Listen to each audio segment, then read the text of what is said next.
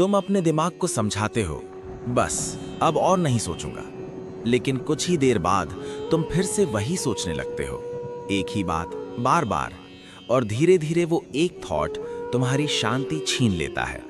कभी तुमने महसूस किया है, तुम सोचना नहीं चाहते, लेकिन फिर भी तुम्हारा मन रुकता ही नहीं। जैसे एक थॉट आता है, फिर उससे जुड़ा दूसरा, फिर तीसरा, और धीरे धीरे तुम उसमें फंस जाते हो।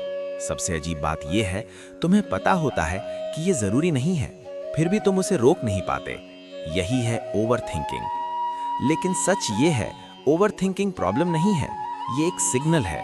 ये सिग्नल है कि तुम्हारा मन अशांत है, तुम्हें क्लैरिटी नहीं मिल रही, तुम कुछ कंट्रोल करना चाहते हो जो तुम्हारे कंट्रोल में नहीं है। जब मन को सर्टेनिटी नहीं मिलती, तब वो बार बार सोचता है, हर पॉसिबिलिटी को इमेजिन करता है, हर रिजल्ट को प्रिडिक्ट करना चाहता है। लेकिन इस प्रोसेस में वो तुम्हारी शांति ले लेता है। हे पार्थ, जब मन भविष्य को पकड़ने की कोशिश करता है, तब वो अशांत हो जाता है।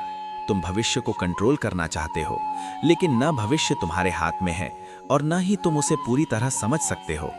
इसीलिए मन बार बार विचारों में उलझता है और फिर तुम सोचते हो, काश मैं सोचना बंद कर पाता। लेकिन सोचना बंद करने की कोशिश ही उसे और बढ़ा देती है। जितना तुम किसी थॉट को दूर करना चाहते हो, उतना ही वो तुम्हारे पास वापस आता है। तो फिर इसका समाधान क्या है?